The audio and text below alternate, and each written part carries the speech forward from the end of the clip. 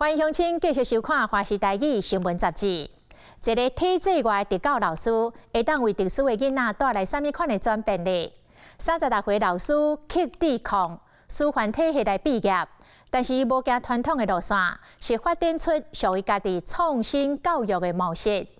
伊带学生来爬山、耍导游、拍篮球，嘛透过日常生活来带入到数学、甲人际互动等等的概念。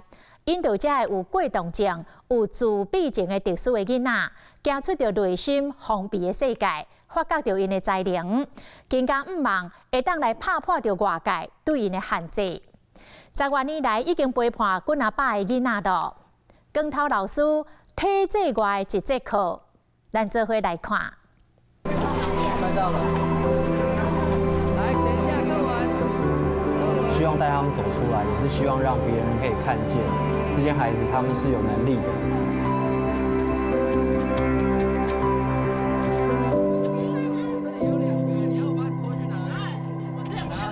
你要把它拖去哪里？子佩。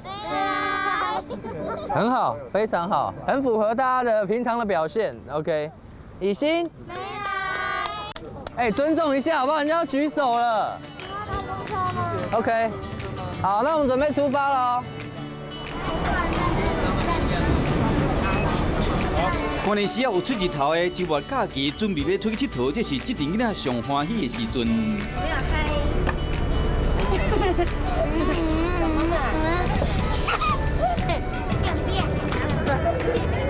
好，要注意音量啊，在公车上注意音量。好，有人要上车了。连坐公车嘛爱详细吩咐，这嘛是学习的一部分。其实因大部分拢是特殊的囡仔。这日讲因的任务就是要爬南港山，爬山健行，总共要行12公里远。有多远？那边有写，上面有写。5.6 km 是多远？5.6公里，好，很好。老师伟，选好，跟郑律一起选好，照顾一下学弟，好吗？可以吧？你敢想到这是一节特殊性的教育课程？原言这位是囡仔伫讲的光头老师，36岁曲抵抗。我的学生群里面主要族群啊，大概第一种叫做自闭症特质的学生啊，就是他在社会性互动上他比较困难，可能会看到有些孩子他可能不太有口语能力。那另外一类我觉得也蛮多，就是所谓的注意力缺陷过动特质的小朋友，所以比较冲动，指令上面讲一件事情，我可能要重复非常多次。为什么？因为他可能注意力还没有集中在你身上。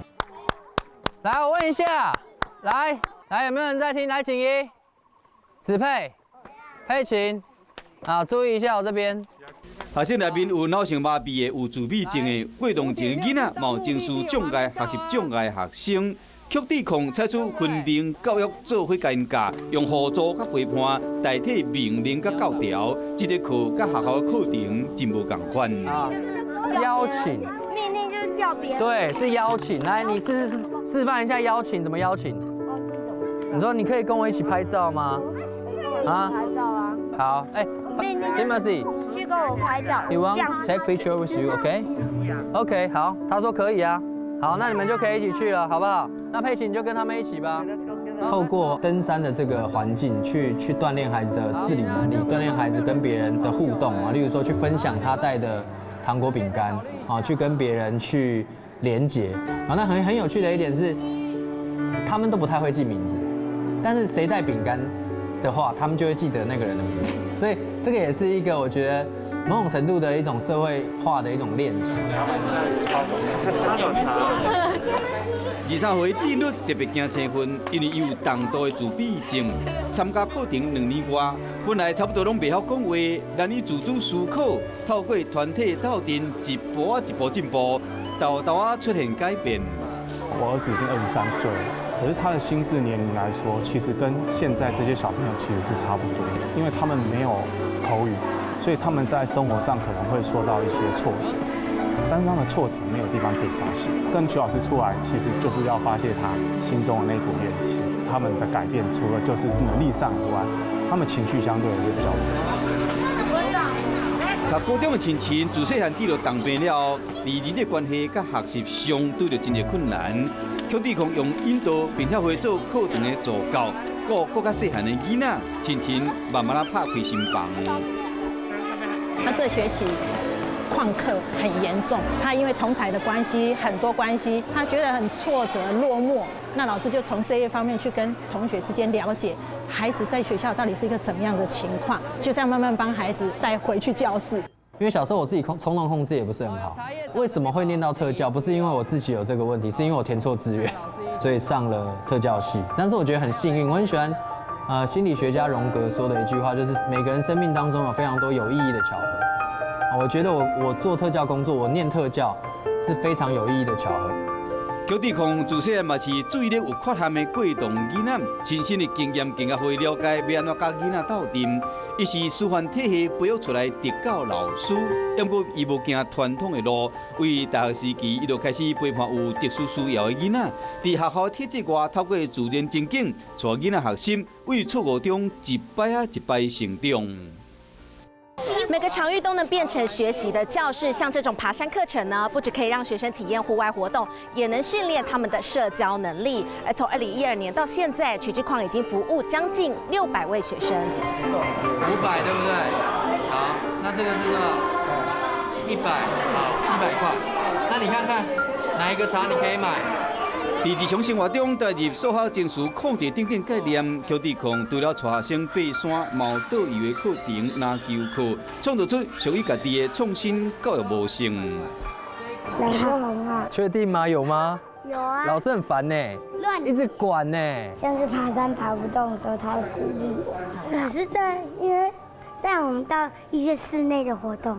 哦，带室内活动，带你们去很多地方了，是不是 ？OK。我们上课前，我们先把脚套和那个网帽。而这回定位限细汉的是有过动症加较轻的亚斯伯格症，高中时就是曲志康的学生，即马10多年过去啊，两人更加为师生成为教育路上的伙伴。我们有一个在食品工厂的生活管理课程，那我们会教孩子做一些糖果，因为我以前是念烘焙科的，就会帮曲老师上食品相关的课程。你分工一下，你帮忙折线，折这个折线。陪伴特殊学生开启特别的缘分，应该开食品厂家长合作，让囡仔实际去做，种种体验加学习，每一个细节加过程，拢会使成为教育的一部分。数一下。好。刚刚的课程好玩吗？好玩吗？你回答，你说好玩。啊，他点头。尤其是我们这种从高职毕业之后的孩子，都是被关在小作坊啊，被关在一些日照中心啊，他们很少可以出来在外面做这些户外的活动。那我觉得家长要放心的交给这样的老师，一起跟着进步跟学习，相对的孩子也会一起成长。一开始我就决定我们未来要办学，好，那我们未来就是希望能够朝向，就是它能够变成一个中心，变成一个中继站，去协助各种年龄层、各种不同需求的孩子，能够他可能在体制内遇到问题，他可以进来，经过一段时间的训练跟养成，他可以回去，不用说避风港，但我觉得他是有一个安全的地方，他可以信任的人在这边去培养他的能力。为家教做起到成立工作室，邱志康嘛是无介绍实验教育学校的副校长，未来更加计划办学，培育更加侪老师成立社会企业，发觉囡仔才能欢迎真正进入社会。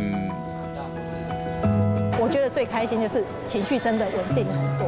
老师在这一段时间之内，永远都是带小孩、教家长，连妈妈都学到很多。大部分的人称这类小朋友叫新，因为他们就是属于孤独的一群，那他们没有办法融入社会，所以我们希望创造让他可以跟社会互动的机会，不管是多还是少，毕竟父母都会老，其实这是应该是说我们相同的父母的心声。我能够有很多的想法，其实是这些跟孩子相处的时间我觉得我才长出这些能力，就是互相成长、互相学习。那我觉得这就是我生命或生活的一部分。